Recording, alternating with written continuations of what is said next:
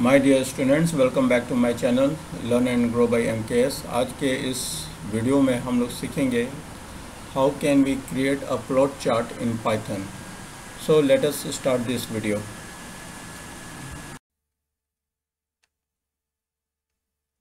Welcome back my dear students to my channel. आज हम लोग मैटप्लॉटलिब के बारे में डिस्कस करेंगे और उसका प्रैक्टिकल भी हम लोग करेंगे। तो मैटप्लॉटलिब एक्चुअली में होता क्या है, it is what type of library and what is the purpose of this library।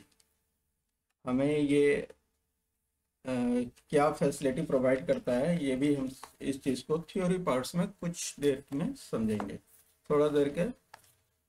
it will take some times only। first, matplotlib, it's a library and it is used to create static, animatic and interactive 2D plots of figure in Python। Install करने का इसका बहुत ही simple तरीका है, जैसे अब तक हम लोग करते आ रहे थे बाकी लाइब्रेरी का। इसमें by using the pip command we can install the matplotlib. और मैटप्लॉटलिब में एक मॉड्यूल होता है that is pyplot. All of you know the pyplot. उस पाइप्लॉट के अंदर कई सारे फंक्शंस होते हैं and that function is basically used in drawing a 2D figure। and कौन कौन से functions हैं वो हम समझते हैं इस चीज़ को। पहले फर्स्ट फंक्शन जो होता है वो है plot function. All of you can see here plot function, it is used to draw a line graph. Second one is the bar function and it is used to plot a bar graph। ये horizontal भी हो सकता है और vertical भी हो सकता है। फिर उसके बाद बॉक्स प्लॉट आता है, it makes a box and whisker plot। next is the hist which is used to draw a histogram। then pie plot is there and the pie plot is used to draw the pie chart। इसमें ध्यान से देखोगे hist और पाई में देखो एक ही argument पास किया गया है, ठीक है। फिर उसके बाद स्कैटर चार्ट है that is used to plot scatter graph. इन सारे फंक्शंस को हम लोग डिटेल में पढ़ेंगे। सबसे पहले आज हम लोग plot function is used to draw a line. इस चीज़ को याद रखना, लाइन ग्राफ के लिए हम लोग प्लॉट फंक्शन को यूज़ करते हैं। नाम से कंफ्यूज नहीं होना है, क्योंकि बाकी रेस्ट में जितने भी फंक्शंस हैं ना, जो फंक्शन का नाम है उसी तरह का ग्राफ हम प्लॉट करते हैं, है ना। जैसे बार के लिए बार ग्राफ, बॉक्स प्लॉट के लिए बॉक्स, हिस्ट के लिए हिस्टोग्राम, पाई के लिए पाई चार्ट, स्कैटर के लिए स्कैटर चार्ट। लेकिन लाइन के लिए हम लोग प्लॉट फंक्शन को यूज करते हैं। एंड अब हम लोग आते हैं स्पाइडर में और वहां पर हम लोग करके देखते हैं इसका प्रैक्टिकल। इसके अंदर बहुत सारे फंक्शंस को यूज़ करते हैं। किस तरह से फंक्शन को यूज़ किया जाता है उस चीज़ को हम लोग पहले समझते हैं, ठीक है। और सबसे पहला काम हम लोग क्या करेंगे, इंपोर्ट करेंगे। तीनों लाइब्रेरी को इंपोर्ट कर लेते हैं हम लोग। चलिए यहाँ रखते हैं इंपोर्ट,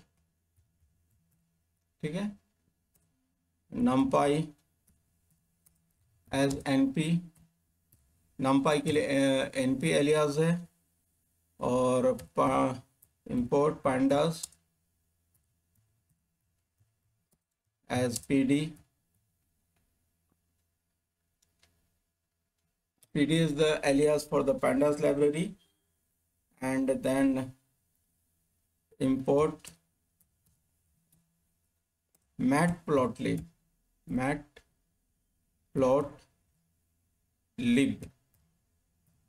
डॉट, इसका मॉड्यूल का भी नाम हम लोग लिखेंगे यहाँ पर पाइप्लॉट। इसका एलियास का नाम हम दे रहे हैं plt, ठीक है। यहाँ तक समझ में आया, कोई दिक्कत नहीं है। अब हमें लाइन चार्ट बनाना है, तो इसमें x एक्सिस और y एक्सिस यानी दो तरह का डाटा हमें चाहिए इसमें। सपोज दैट हम लोग ये marks and the students and the subjects का नाम हम लोग लिखते हैं। ठीक है, तो दो डाटा हम लोग क्रिएट करते हैं। First data is the marks, M for marks, the marks obtained by the students. Suppose that हम यहाँ लिखते हैं 50, 40, 70 एंड देन 80। ठीक है, 4 सब्जेक्ट रखते हैं। फिर उसी सब्जेक्ट का नाम देते हैं। For subject I am using S as a identifier. फिर उसके बाद सब्जेक्ट के नाम में सपोज डेट हम लिख देते हैं पहला साइंस। ठीक है, फिर मैथ्स, फिर हिंदी, फिर एक इंग्लिश दे देते हैं। ठीक है, ये दो डाटा हमारे पास है। ठीक है, साइंस के लिए 50 है, मैथ्स के लिए 40 है, 70 है, हिंदी के लिए और इंग्लिश के लिए 80 मार्क्स है। ठीक है, अब इसको हम लोग क्या करना है, हमें इसका प्लॉटिंग करना है। ठीक है, लाइन चार्ट बनाना है। तो इसके लिए हम लोग क्या करेंगे कि इस फंक्शन को यूज़ करेंगे, है ना। इसके लिए एलियास को यूज़ करते हैं। सबसे पहले plt डॉट, ठीक है, और कौन सा ये फंक्शन यूज़ करे जा रहे हैं, plot. Plot plot is use to draw the line chart, क्योंकि ये फंक्शन है तो पैरेंथेसिस देंगे। अब इसके अंदर हम लोग x और y एक्सिस, x पहले आएगा, y एक्सिस बाद में आएगा, हम लोग ये आर्गुमेंट पास करेंगे। तो हम क्या करते हैं ना, एस सब्जेक्ट को x एक्सिस मानते हैं और मैथ्स मार्क्स को हम लोग y एक्सिस मानते हैं। तो सब्जेक्ट लिखते हैं यहाँ पर s,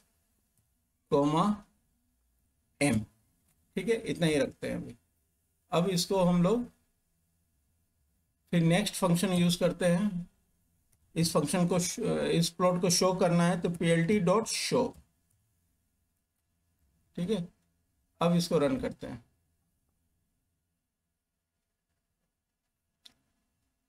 मैटप्लॉटलिब बी देखो यहाँ छूटा हुआ है इसलिए एरर शो कर रहा है। ठीक है, अब हम लोग इसको रन करते हैं। देखो यहाँ पर आया साइंस, मैथ्स, हिंदी, इंग्लिश और यहाँ पर मार्क्स दिया हुआ है। एक चीज़ यहाँ ध्यान दोगे, जो मार्क्स के लिए जो प्लॉटिंग किया हुआ है ग्राफ में, यहाँ पर रेंज दिया हुआ है ना।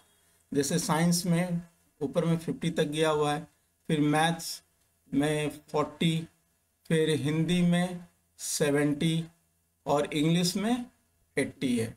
ठीक है, यहाँ रेंज दिया हुआ है।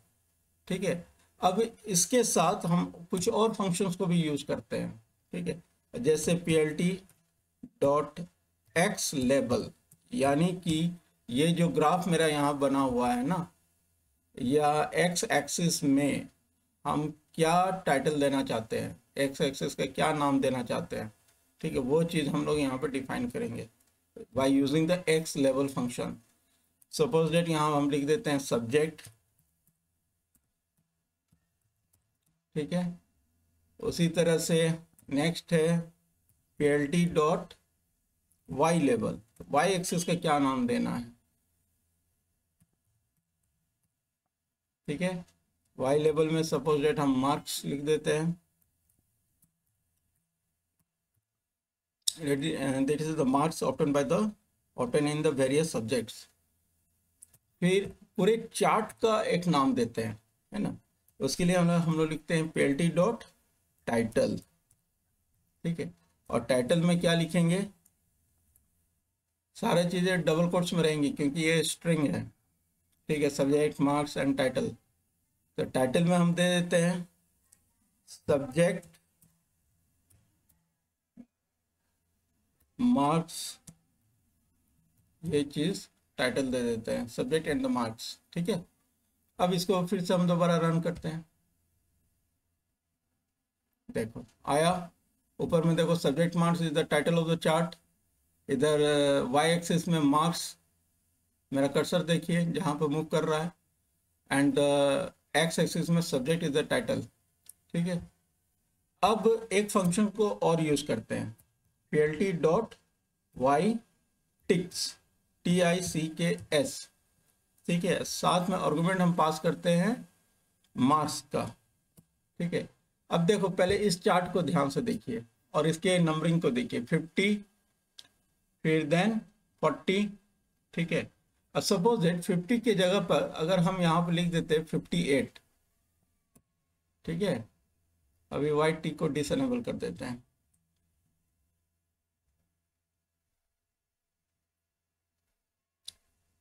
ठीक है। 58 से स्टार्ट हो रहा है, चार्ट में देखो 58 तक गया हुआ है। अब हम वाइट टिक्स को एनेबल करते हैं, ठीक है, और रन करते हैं इसमें। देखो ध्यान से, वाइट टिक्स को जैसे ही हमने एनेबल किया, ठीक है, तो जो मार्क्स में जो सब्जेक्ट है ना, जो मार्क्स, जो हमारा जो नंबर मार्क्स जो ऑब्टेंड है, ये एग्जैक्टली वही पॉइंट को शो कर रहा है जो यहाँ पर दिया हुआ है, 58, 40, 70, 80। देखो यहाँ पर 58 है, फिर नीचे में 40 है, फिर 70 है, फिर 80 है, ठीक है। अगर हम वाइट टिक्स को हटा दें, फिर से हम हटा कर दिखाते हैं, तब ज़्यादा क्लियर होगा आपको, ठीक है। देन व्हाट विल हैपन, देखो यहाँ पर रेंज आ रहा है 40, 45, 50, 55, 60, 65, 70, 75, 80। लेकिन वही हम वाइट टिक्स दे देंगे तो जो पॉइंट हमने वहां पर मार्क्स में दिया हुआ है वही पॉइंट यहाँ पर शो करेगा ग्राफ में, दिख रहा है 58, 40, 70, 80। एक्स्ट्रा कुछ भी डाटा यहाँ पर शो नहीं हो रहा है, कोई भी रेंज यहाँ पर शो नहीं कर रहा है, ठीक है। तो वाइट टिक्स को बेसिकली यूज किया जाता है फॉर द प्रिसाइज इंफॉर्मेशन, है ना, ठीक है। अब हमें इसे सेव करना है, इस प्लॉट को, इस इमेज को सेव करना है। तो एक तरीका ये है कि डायरेक्ट हम प्लॉट पोर्शन में आ रहे हैं और यहाँ पर हम सेव प्लॉट एज कर दे रहे हैं। तो भी हम लोग इसको सेव कर सकते हैं। मान लीजिए हम लाइन चार्ट हम करके सेव कर दे रहे हैं, यहाँ पर एक्सटेंशन हम दे सकते हैं, PNG है, सेव कीजिए, ठीक है। और दूसरा एक तरीका है कि फंक्शन को यूज करते हैं, plt.savefig, और साथ में हम लोग नाम देते हैं। नाम क्या देते हैं हम इसका, यहाँ पर दे देते हैं मार्क्स सब्जेक्ट, ठीक है। अब इसको रन करते हैं। पहला चीज जो हमने सेव किया था वो हम लोग जाकर यहाँ देखते हैं, देखो लाइन चार्ट है यहाँ पे,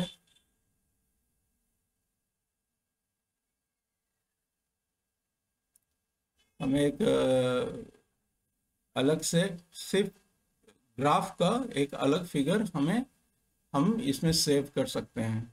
यही चीज़ इसमें समझाने की कोशिश किया गया है, ठीक है। और आज का वीडियो हम यहीं पर समाप्त करते हैं। माय डियर स्टूडेंट्स, अगर आपको ये वीडियो पसंद आया हो तो आप इसको please like, share and subscribe कीजिए। Till then, goodbye and take care.